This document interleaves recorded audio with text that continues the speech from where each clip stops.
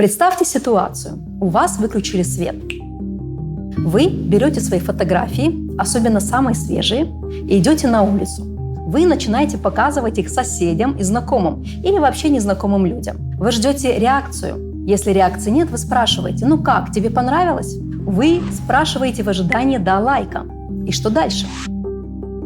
Примерно так мы ведем себя в социальных сетях. Соцсети настолько глубоко вошли в нашу жизнь, что завтрашний день трудно представить без лайков, ленты, хейтеров и неврозов. Селям алейкум, это Джаму Шоу, меня зовут Наджия Ефими.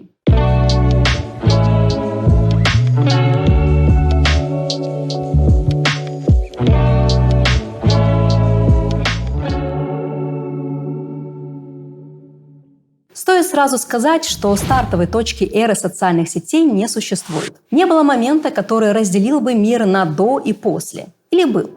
Некоторые источники, включая Википедию, считают переломным моментом период 94-95 годов. Во-первых, именно тогда были созданы сайты вроде GeoCities, Tripod и The Globe. Все это бесплатные хостинги со встроенными конструкторами сайтов, блогами и фотогалереями. Принцип был очень прост. Люди заходили, регистрировались и создавали себе интернет-страницу по шаблону. И наполняли ее контентом в соответствии со своими интересами. Ничего не напоминает? Более того, на этих сайтах уже тогда происходила сортировка страниц по сферам и интересам. Во-вторых, в 95-м был создан сайт Classmates, то есть Одноклассники. Да-да, первого, кто скажет о воровстве, мы назовем провокатором. Юра, это провокация. Стоит ли говорить о том, что в основе американских Одноклассников стоял акцент на ностальгии? Фото со школьных праздников, университетские вечеринки и корпоративы пятилетней давности. Самая важная деталь – деанонимизация пользователя, то есть переход с выдуманных ников на реальные имена и фамилии. Вообще интернет середины 90-х – это царство анонимности. На других сайтах и в чатах человек брал ник вроде Билл Гейтс 666. А на Classmates тот же самый парень указывал себя как Ниган Смит и расписывал все факты о своей учебе, работе и социальных связях. А на GeoCities тот же Смит создавал страницу, допустим, о разведении зомби на ферме в Джорджии. Стоит ли считать Нигана Смита образца 95 года современным пользователем? Конечно же, нет. Для полного счастья ему не хватало лайка. Уже в 98-м нидерландский программист Вандер Мейер запатентовал свою кнопку «Нравится» для сайта Surfbook. Да, книга поиска. И мы снова не будем говорить о плагиате, это было слишком давно. И это вызвало у меня страх. В 2005-м своя кнопка лайка появилась на Vimeo, сайте с видео, но так и не стала трендом. Тогда никто не понял важность лайка. А что я сделаю? Да и все. Популяризаторами лайков стали Facebook и ВКонтакте в 2008-2009 годах. Ниган Смит с реальными данными и лайками готов. И все? А как же бесконечная прокрутка? Разработчик Азар Аскин изобрел эту концепцию еще в 2008 году. Благодаря этому условный Смит никогда не достигнет конца своей ленты рекомендованного контента. Он будет скроллить ее вечно. Итак, мы крупная социальная сеть. У нас есть пользователь Ниган Смит. Мы знаем, кто он, мы знаем его базовые интересы и социальные связи. Но этого мало. Нам нужно мониторить все, что он делает. Встроенные алгоритмы соцсетей будут отслеживать все его действия. Во-первых, личный контент. Во-вторых, поставленные лайки. Здесь без комментариев. В-третьих, полученные лайки. Это тоже очень важно. В-четвертых, просмотры, включая длительность времени, проведенного при той или иной записи. В-пятых, друзья и взаимодействие с ними и активность друзей. И это принципы очень простые. Возьмем нового героя, более близкого нам ментально, Мемета Заметова, который постит контент про чебуреки и получает за это лайки. Он сам находит такой контент и лайкает его. Он добавляет этих людей в друзья. Контент, любезно подсовываемый соцсетями, мог бы состоять на 100% из чебуреков. Это все мне! Но Мемет вежливо лайкает любой контент на страницах друзей и родственников, а иногда и вовсе начинает искать что-то другое, вроде фотографий плова, машин или девушек, далеких от сферы крымско-татарской кухни и автопрома. Вот здесь работают уже более сложные алгоритмы, которые умеют разделять его приоритеты, вроде чебуреков, и рандомные лайки друзьям и фото родственников, которых он посмотрел не больше секунды. Более того, Мемет может считать чебуреки – это верх совершенства, в то время как другие любители крымско-татарской кухни считают таковыми манты.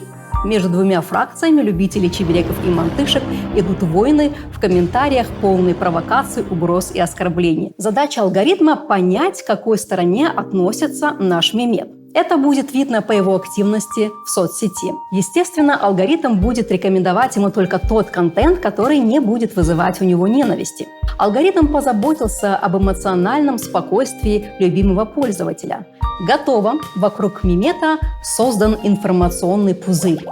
Зона абсолютного комфорта. Плохо ли это? Теперь по порядку. Преимущество информационного пузыря – это персонализированный интернет, о котором мечтали еще первые пользователи компьютеров. Это микромир согласия и спокойствия, в котором весь контент соответствует вашим действиям и актуальным предпочтениям. И у этого личного мирка есть столько же сильных недостатков. Свой информационный пузырь затягивает.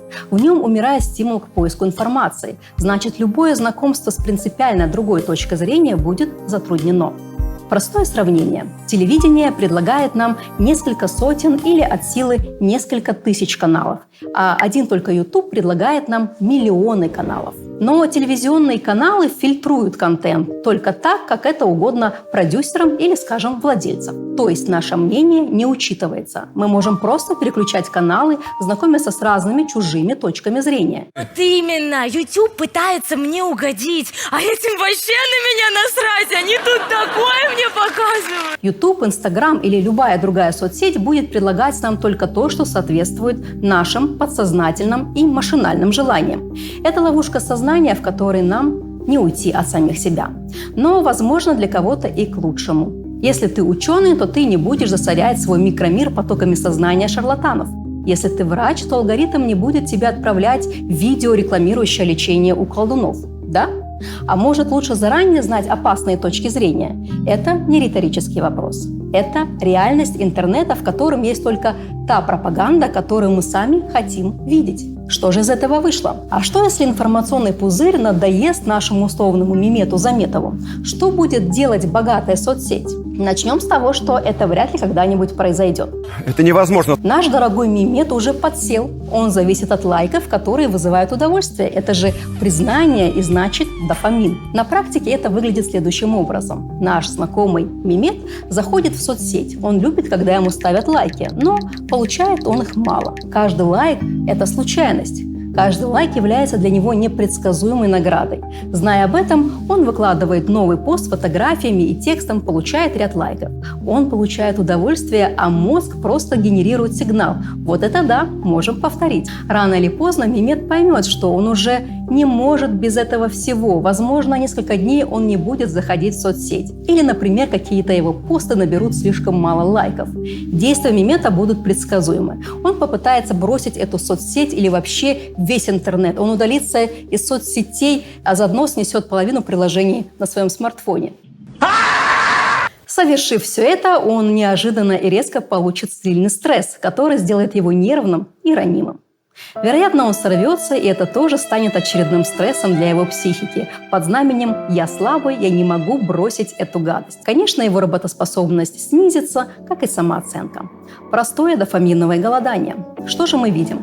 Маленький персональный ад в своем уютном пузыре. Зависимость, попытка, стресс, срыв, стресс, возврат к зависимости. Это может повторяться бесконечно. Хорошо, что я не мемет Заметов, а вы? Пишите мне под этим видео, чем вы увлекаетесь, чем вы занимаетесь, где свежее фото, хотите немного лайков. Кстати, наверное, личный информационный пузырь вас уже заждался.